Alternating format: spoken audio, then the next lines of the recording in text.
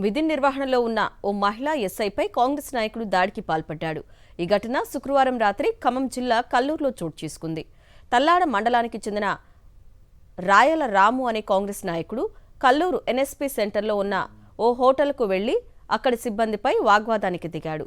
ఇరుపక్షాలు ఒకరిపై ఒకరు దాడి చేసుకున్నారు. రాము అంతటితో ఆగకుండా తల్లాడలో ఉన్న తన అనుచరులతో హోటల్పై దాడికి పాల్పడ్డాడు. హోటల్ నిర్వాహకుడు కల్లూరు పోలీసులకు ఫిర్యాదు చేశారు.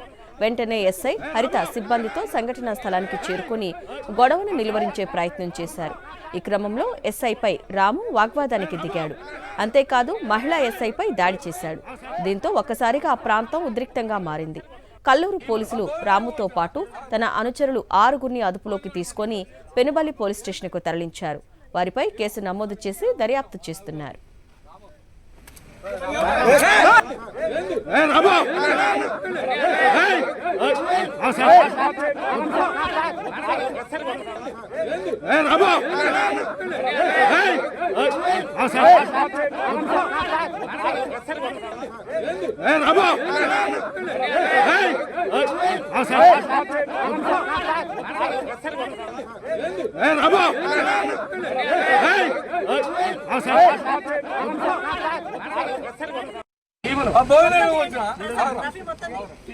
భోజనం